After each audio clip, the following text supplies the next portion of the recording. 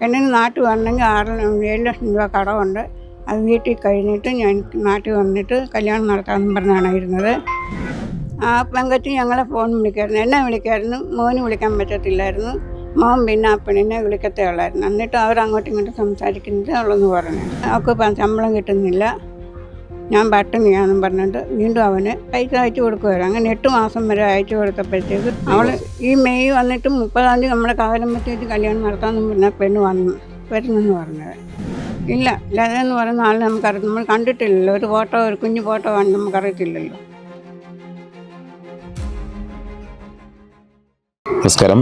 പ്രവാസിയായ മകന് വിവാഹം ചെയ്ത് നൽകാമെന്ന് പറഞ്ഞ് സുന്ദരിയായ യുവതിയുടെ ഫോട്ടോ കാണിച്ച് 3,81,000 രൂപയും 5 പവനും തട്ടിയെടുത്തതായി പരാതി. ചെങ്ങന്നൂർ കല്ലിശ്ശേരി സ്വദേശികളായ വൃദ്ധ ദമ്പതികളെയും പ്രവാസിയായ മകനെയുമാണ് കബളിപ്പിച്ച് പണം തട്ടിയെടുത്തത്. 2022 മുതൽ കഴിഞ്ഞ മെയ് മാസം വരെ ഈ ഫോണിൽ ബന്ധപ്പെട്ടുകൊണ്ടിരുന്ന ലത എന്ന പേരിലുള്ള യുവതി ഇപ്പോഴും കാണാമറയത്താണ്. ഈ സംഭവവുമായി ബന്ധപ്പെട്ട് ഇവരുടെ ബന്ധു കൂടിയായ സുഭദ്രാമ്മാൾ, കല്യാണ ബ്രോക്കറായി വന്ന സുശീല, ഇവർ രണ്ടുപേരും പത്തനംതിട്ട സ്വദേശികളാണ്. പത്തനംതിട്ട മലയാലപ്പുഴ സ്വദേശിയായ സുശീല, പന്തളം സ്വദേശിനിയായ സുഭദ്രാമ്മാൾ, ഈ ഫോൺ വിളിച്ചിരുന്ന ലത എന്നിവരെ പ്രതിയാക്കി ചെങ്ങന്നൂർ പോലീസ് കേസെടുക്കുകയും ചെയ്തിരുന്നു. സർവം മായയായ വിവാഹ തട്ടിപ്പിൻ്റെ കഥ പരാതിക്കാരിയായ സാവിത്രി ശിവൻ തന്നെ നമ്മളോട് വ്യക്തമാക്കും. മോറെ വീട്ടിൽ പോവുകയും അത് കഴിഞ്ഞ് അവർ പിറ്റേ ദിവസം നമ്മുടെ വീട്ടിൽ വരികയും ചെയ്തു. എന്നിട്ട് ആ ഒരു പെണ്ണിൻ്റെ ഫോട്ടോ കാണിച്ചിട്ട് പറഞ്ഞു, ഈ കൊച്ചിന് ഒരു 7 ലക്ഷം രൂപ കടമുണ്ട്, അത് വീട്ടിയിട്ട് 6 മാസം. നൂറിനാടുള്ള പെങ്കച്ചാണെന്നാണ് എൻ്റെ അടുത്ത് പറഞ്ഞത്. എൻ്റെ അടുത്തും മോൻ്റെ അടുത്തും പറഞ്ഞത്. നാട്ടിലുള്ള ആളോ? ജോലിയാണോ? ജോലിയായിട്ടെന്നാണോ പറഞ്ഞത്? അല്ല, രാജസ്ഥാനിൽ ജോലിയാണെന്നാണ് പറഞ്ഞു. പെണ്ണിന് നാട്ടിൽ വരണമെങ്കിൽ 7 ലക്ഷം രൂപ കടമുണ്ട്, അത് വീട്ടിൽ കഴിഞ്ഞിട്ട് ഞാൻ നാട്ടിൽ വന്നിട്ട് കല്യാണം നടത്താമെന്നും പറഞ്ഞാണ് ഇരുന്നത്. അത് കഴിഞ്ഞ് ഞങ്ങൾ അതും പ്രകാരം ഞങ്ങളുടെക്ക് വന്ന് ചോദിച്ചപ്പോൾ ഞങ്ങളുടെ പൈസ ഇല്ലായിരുന്നു. അന്നേരം മോനോട് പറഞ്ഞ് പണയം വെക്കാൻ എന്തെങ്കിലും ഉണ്ടെങ്കിൽ കൊടുക്കാൻ പറഞ്ഞു. അങ്ങനെ മോൻ്റെ കഴുത്തിൽ കിടന്ന് മാല ഊരി, 3 പവൻ്റെ മാല ഊരി ആദ്യം കൊടുത്തു. 2022 നിങ്ങൾ അവരോട് ബന്ധപ്പെട്ടത്. അപ്പോൾ അത് എത്ര ദിവസം കഴിഞ്ഞാണ് മാല പണയം? ഈ സംഭവത്തോടു കൂടി തന്നെ. അത് ഒത്തിരി ദിവസം കഴിഞ്ഞിട്ടാണ്? അല്ലല്ല, ഇതെല്ലാം 12, 13, 14 തീയതിയിലാണ്. അപ്പോഴത്തേക്കിനും മോന് 15-ാം തീയതി നാട്ടിൽ പോവുകയും ചെയ്തു. 17-ാം തീയതി വീണ്ടും അവർ വന്ന് പൈസ തകഞ്ഞില്ലെന്നും പറഞ്ഞ് വീണ്ടും എൻ്റെ അടുക്ക വന്നിട്ട് പണയം വെക്കാൻ മാല എൻ്റെ അടുക്ക് ചോദിച്ചു. അതും പ്രകാരം എൻ്റെ കഴുത്തിൽ കിടന്ന് 2 പവൻ്റെ മാല ഊരി ഞാൻ കൊടുക്കുകയും ചെയ്തു. പണമായിട്ട് കൊടുത്തില്ല? പണമായിട്ട് കൊടുത്തില്ല, പണമായിട്ട് ഇങ്ങനെ അയച്ചു കൊടുത്തതേ ഉള്ളൂ. അത് ലാസ്റ്റില്. അത് ആരുടെ അക്കൗണ്ടിലേക്ക് അയച്ചു കൊടുത്തു? ഇത് സുമിത്ര ചെല്ലമ്മയുടെ അക്കൗണ്ടാണ് ഉള്ളത്. അല്ല, നിങ്ങൾ ഈ ലത എന്ന് പറഞ്ഞൊരു കുട്ടിയാണല്ലോ നിങ്ങളോട് ബന്ധപ്പെട്ടിരുന്നത്, നിങ്ങളെ ഫോൺ വിളിക്കുമായിരുന്നോ? ആ പെങ്കച്ചി ഞങ്ങളെ ഫോൺ വിളിക്കായിരുന്നു, എന്നെ വിളിക്കായിരുന്നു. മോന് വിളിക്കാൻ പറ്റത്തില്ലായിരുന്നു. മോൻ പിന്നെ ആ പെണ്ണിനെ വിളിക്കത്തേ ഉള്ളായിരുന്നു. എന്നിട്ട് അവരങ്ങോട്ടും ഇങ്ങോട്ടും സംസാരിക്കുന്നതേ ഉള്ളെന്ന് പറഞ്ഞു. എന്നിട്ട് മിക്കവാറും വിളിക്കും, എല്ലാ ദിവസവും വിളിക്കുമായിരുന്നു. അത് കഴിഞ്ഞിട്ട് വിളിച്ച് ഒരു ബന്ധമായി, ഒരു സൗഹൃദ ബന്ധമായി. അന്നേരം അവൻ പറയുന്നുണ്ട്, ഇവിടെ നിൻ്റെ ഒരു ഫോട്ടോ എനിക്കൊന്ന് അയച്ചതാ. അന്നേരം പറഞ്ഞു, എനിക്ക് മൊബൈലില്ല, വലിയ മൊബൈലില്ല, എനിക്കൊരു ചെറിയ ഫോണാണുള്ളത്, ആ ചെറിയ ഫോണിനകത്ത് നമുക്ക് ഒക്കത്തില്ലെന്ന് പറഞ്ഞു. എന്നാൽ പൈസ അയച്ചു തരാമെന്ന് പറഞ്ഞ് വീണ്ടും അവന് 20,000 രൂപ അയച്ചു കൊടുത്തു മൊബൈൽ വാങ്ങിക്കാനായിട്ട്. അവൾ മൊബൈൽ വാങ്ങിച്ചില്ല.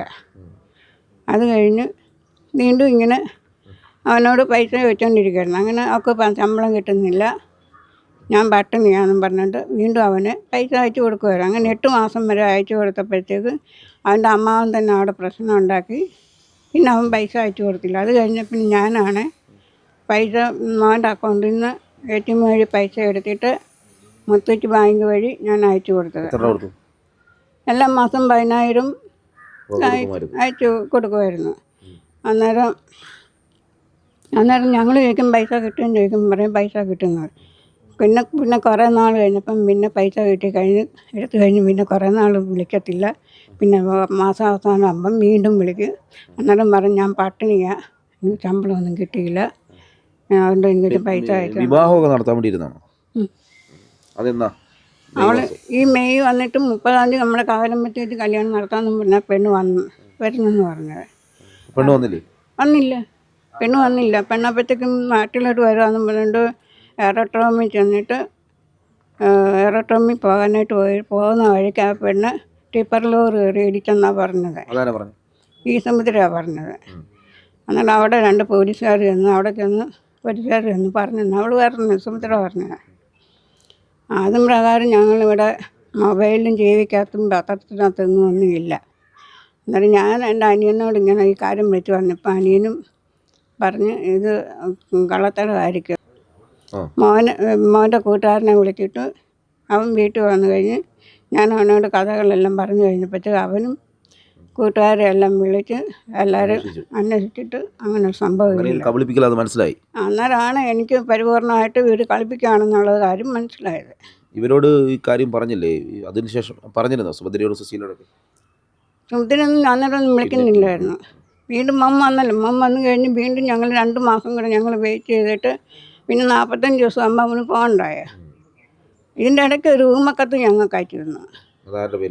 അത് മോൻ്റെ പേരിലയച്ചിരുന്നേ. എന്താണ് അതിനകത്ത് ഈ ലാസ്റ്റിന് എഴുതിയിട്ടുണ്ട്, എൻ്റെ അമ്മയ്ക്ക് ഈ പിച്ചക്കാശിൻ്റെ ആവശ്യമില്ലെന്ന് പറഞ്ഞിട്ടുണ്ട്. ഈ പെണ്ണ ഈ അവരുടെ മോള് തന്നെ. അത് നിങ്ങൾ പോലീസിൽ പരാതി കൊടുത്തിട്ടുണ്ടല്ലോ? എല്ലാം കൊടുത്തിട്ടുണ്ട്. ഞങ്ങൾ 2 പ്രാവശ്യം പരാതി കൊടുത്തിട്ട് അവർ വിളിച്ചിട്ട് വന്നില്ലല്ലോ. നിങ്ങൾ പരാതി കൊടുത്തിട്ട് 2 പ്രാവശ്യം വിളിച്ചിട്ട് പോലീസുകാർ വിളിച്ചിട്ട് അവർ വന്നില്ല. 3-ാം പ്രാവശ്യം ഞങ്ങളെ അടൂരോട്ട് വിളിപ്പിച്ചിട്ട് അടൂർ സ്റ്റേഷനിൽ ഞങ്ങൾ 4 പേര് പോയി. അവിടെ ചെന്ന് അവിടുത്തെ ഓഫീസിൽ കയറി ചെന്ന് പറഞ്ഞു. അവിടെ ചെന്നപ്പോൾ ഇവരൊരു പേപ്പർ സാറിൻ്റെ കൊടുത്തിട്ട് പറഞ്ഞു, ഞാൻ 2.5 ലക്ഷം രൂപ ഞാൻ വാങ്ങിച്ചിട്ടുണ്ടെന്നാണ് പറഞ്ഞത്. ഞാൻ അങ്ങനെ ഒരു കാശ് ഞാൻ വാങ്ങിച്ചിട്ടില്ല. പോലീസ് സ്റ്റേഷനിൽ ചെന്നപ്പോൾ കേസ് എടുത്തിട്ടുണ്ടല്ലേ? കേസ് എടുത്തിട്ടുണ്ട്. 2 പ്രാവശ്യം പോയി. പിന്നെ 3-ാമത്തെ പ്രാവശ്യം പോയി. പിന്നെ അങ്ങനെ കോടതി മുഖേന അയച്ചു കൊടുത്തു. അങ്ങനെ വീണ്ടും വക്കീലുമായിട്ട് ഞങ്ങൾ കേസെടുത്തത് കോടതി മുഖേന. ഈ ലത എന്ന പേരിൽ ആരാണ് അമ്മയും മകനെയും ബന്ധപ്പെട്ടിട്ടുണ്ടെന്ന് അറിയാമോ? അറിയില്ല. ഇല്ല, ലത എന്ന് പറയുന്ന ആൾ നമുക്കറിയാം. നമ്മൾ കണ്ടിട്ടില്ലല്ലോ. ഒരു ഫോട്ടോ, ഒരു കുഞ്ഞു ഫോട്ടോ കണ്ട് നമുക്കറിയത്തില്ലല്ലോ. നഷ്ടമായ പണം ഞങ്ങൾക്ക് നഷ്ടപ്പെട്ട, എൻ്റെ മോൻ കഷ്ടപ്പെട്ട പൈസയും പൊന്നും ഞങ്ങൾക്ക് കിട്ടിയിരിക്കണം. ഞാൻ അവരുടെ 5 പൈസയും വാങ്ങിച്ചിട്ടില്ല ഇന്ന് വരെ. പുള്ളിക്കാരൻ അപ്പനാണ് വയ്യാതിരുന്ന സമയത്ത് വെറും 10,000-70,000 രൂപ വേണ്ടിയിട്ട് എൻ്റെ അനിയനാണ് എനിക്ക് പൈസ തന്നത്. അത്രയും കാര്യങ്ങൾ, ടെസ്റ്റും കാര്യങ്ങളെല്ലാം ചെയ്യണം. പുള്ളിക്ക് ക്യാൻസർ രോഗമാണ്. തിരിച്ച് നാട്ടിലേക്ക് നാട്ടിൽ പോയി. അവിടെ പോലീസുകാരോട് പറഞ്ഞിട്ടാണ് മോൻ പോയത്. അന്നേരം അത് കഴിഞ്ഞാണ് ഞാനുമായിട്ടുള്ള കേസെടുത്തത്. അന്നേരം മോൻ പോയി കഴിഞ്ഞ് പിന്നെ അവനും വിളിക്കുന്നുണ്ട്. മോന് പോലീസുകാർ വിളിച്ചു. മോന് അവർക്ക് വോയിസ് മെസ്സേജുകൾ അയച്ചു കൊടുത്തിട്ടുണ്ട്. എല്ലാ കാര്യങ്ങളും പറഞ്ഞിട്ടുണ്ട്.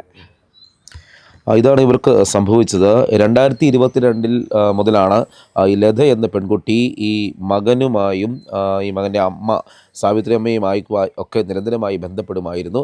അവർ ആ സമയത്തൊക്കെ പൈസ വാങ്ങി എടുക്കുകയും ചെയ്തു. അങ്ങനെ 3,81,500 രൂപയാണ് ഇവർക്ക് നഷ്ടമായത്. മാത്രമല്ല 5 പവൻ സ്വർണവും അവർ കൈക്കലാക്കി. എന്നാൽ ഈ ലത എന്ന പെൺകുട്ടി ഉണ്ടോ എന്നൊരു സംശയമാണ് ഇപ്പോൾ ഇവർ പ്രകടിപ്പിക്കുന്നത്. വിവാഹ ദിവസം ആയ സമയത്താണ് മെയ് 15 പറയുന്നത് ഈ പെൺകുട്ടി ഝാർഖണ്ഡിൽ വെച്ച് ഒരു വാഹന അപകടത്തിൽ മരണപ്പെട്ടു എന്ന് ഈ സുഭദ്ര സുശീലയും ഇവരെ ധരിപ്പിക്കുകയായിരുന്നു. പിന്നീടാണ് ഇത് കബളിപ്പിക്കുകയാണ് എന്ന് മനസ്സിലാകുന്നത്. ഉടൻ തന്നെ അവർ ചെങ്ങന്നൂർ പോലീസുമായി ബന്ധപ്പെട്ടു. പോലീസ് കേസെടുത്ത് അന്വേഷണം ആരംഭിച്ചെങ്കിലും ഈ കാര്യത്തിൽ യാതൊരു പുരോഗതിയും ഉണ്ടാകുന്നില്ല. ഈ വിഷയം ഞങ്ങൾ ചെങ്ങന്നൂർ SHOയുമായി സംസാരിച്ചപ്പോൾ കേസിൻ്റെ വിശദാംശങ്ങൾ അന്വേഷണം നടന്നു വരുന്നതിനാൽ വിശദാംശങ്ങൾ കൂടുതൽ പുറത്ത് പറയാൻ സാധിക്കില്ല എന്നാണ് SHOയും വ്യക്തമാക്കുന്നത്. ഏതായാലും ഈ പ്രായമായ വൃദ്ധ ദമ്പതികളുടെയും പ്രവാസിയായ മകനും അവരുടെ സമ്പാദ്യം മുഴുവൻ ഇപ്പോൾ ഇത്തരത്തിൽ വിവാഹ തട്ടിപ്പിൻ്റെ പേരിൽ അവർ കൈക്കലാക്കിയിരിക്കുകയാണ്. ഇവർക്ക് നീതി ലഭിക്കണമെന്നൊരു അപേക്ഷയുമായാണ് ഇപ്പോൾ ഈ പ്രായമായ അച്ഛനും അമ്മയും പ്രവാസിയായ മകനും സമീപിച്ചിരിക്കുന്നത്. Cameraman ജിതിനൊപ്പം CR Shyam, Marunadan Malayali, Chengannur.